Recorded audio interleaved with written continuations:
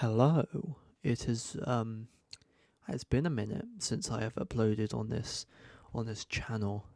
Today I'm going to be talking about Stephen Sayadian's Cafe Flesh, a 1982 pornographic surrealist post-apocalyptic cult drama, maybe.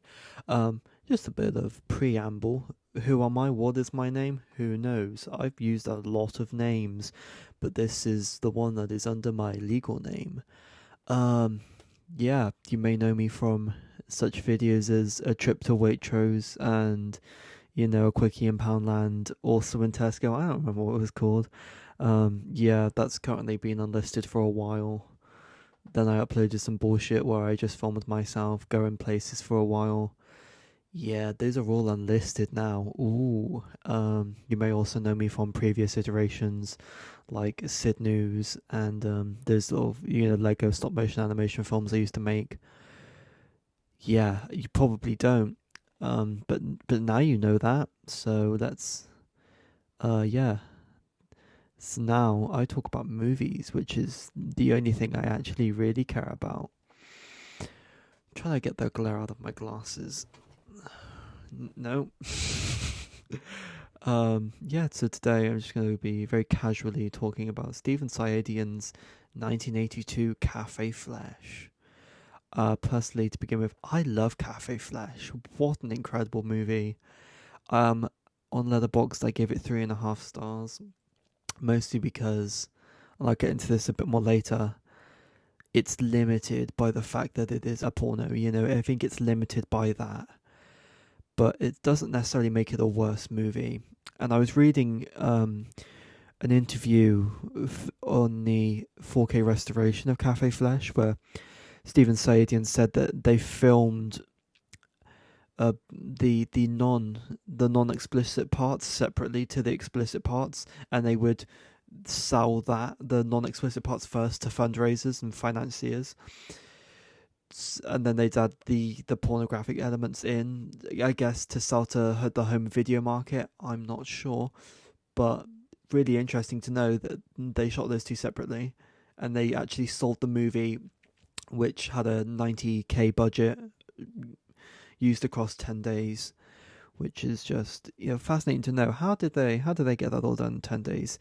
Probably quite easily. If you've seen the film, it's only about 78 minutes, but just under, it comes in under 80. And it's all shot mostly in one location. I think there's Cafe Flash area, and then there's was it Mom's office, and then there's the apartment where the main two live, and there's also outside. There's like an outside element. So yeah, the reason I'm talking about this today is because I saw it probably a couple of weeks ago, maybe a month ago. Great film, but also it just, well, I say just, but like last year, it got a restoration in 4K, and unfortunately, I don't have the 4K restoration. I'd really like it, but I decided to do this instead of applying for jobs. So, so I watched it in 480p, and I might give some scenes. I might cut that into here, but even with the 480p cut I had, the visuals and the cinematography of the film are just, very dreamlike, very Sayadian. If you've seen his previous film, Night Dreams, I think you probably know what I'm talking about, or even his later work like Dr. Caligari, which is a more drama, like serious movie, which has none of the pornographic elements of his earlier work. There's also, again, in that interview I mentioned, I'll link that in the description. He, after directing Night Dreams, got an offer to pitch on a new Texas Chainsaw Massacre film, because that film was reviewed well, but nobody in the industry had actually seen it, so they didn't necessarily know what they were getting in with the filmmaker who calls himself Rinse Dream, which is a fucking sick name. So, yes, now I'm going to get on to the bulk of what I want to talk about with Cafe Flesh, and why, for me, it pulls it back from being like an incredible 4 out of 5-star movie. Is Cafe Flesh is definitely held back by its pornographic elements, by its size and scope. Sets up this fantastically fascinating world of the sex positives and the sex negatives, and then we see a small moment of like the law, the scale of the world, and then they sort of never dive deep into it. There's this rumored sort of event, a nuclear event, sort of that's satirized. It sort of satirizes the arms race and the end of the Cold War that was happening in the 80s when he made the film, but that's never expanded on, which doesn't necessarily need to be. That's not the most interesting part for me. But what I was interested in is, what happens to a world where the majority of its population is sex negative, and they live almost for the dream, for something they can't have. You see what I mean? Which is just, it's brilliant. If you explored that more, I think you'd have an incredible film here. That's why I was sort of inspired to write my own film. Heavily for legal reasons, legally distinct from Cafe Flesh, that explores this idea in a more story-based way. Because what happens in a society divided like this, you've got the majority of people yearning for something they can never have.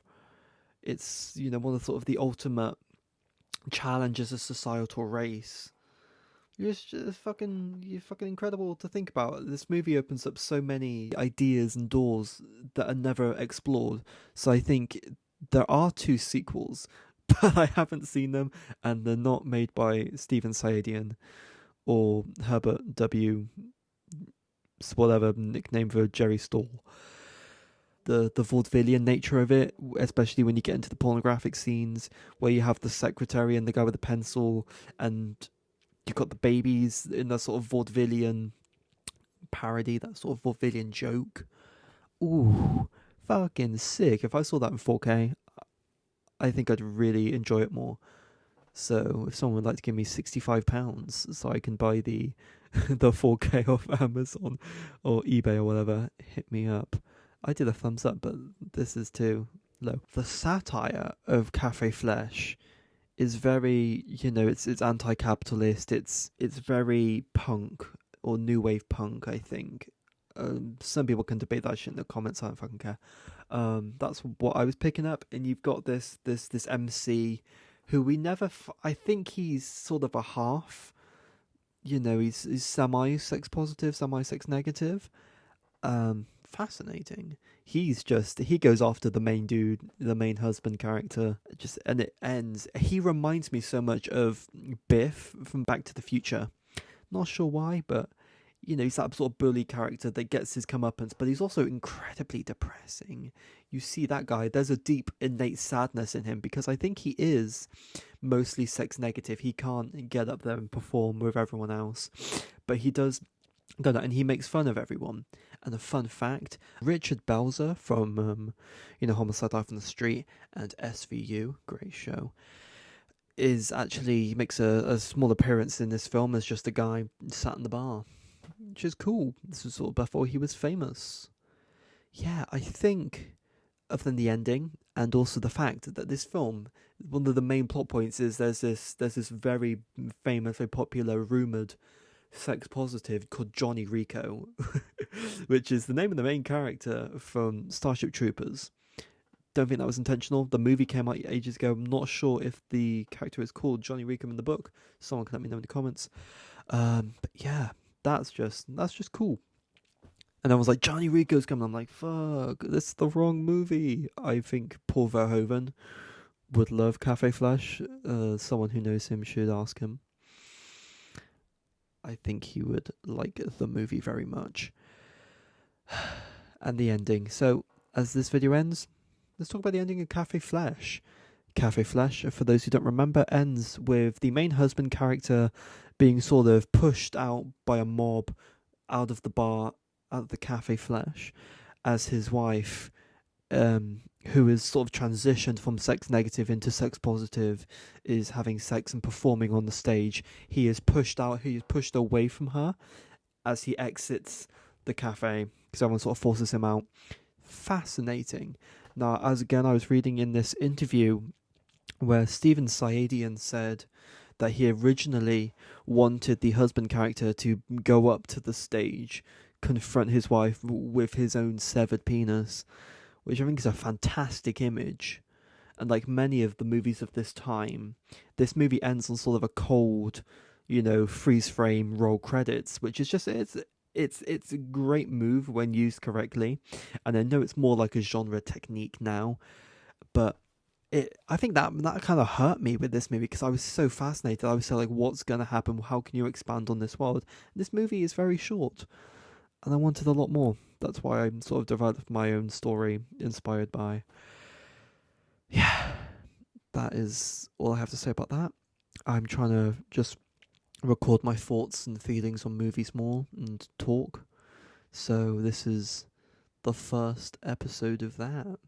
Okay. Well, thank you so much. I'll see you around.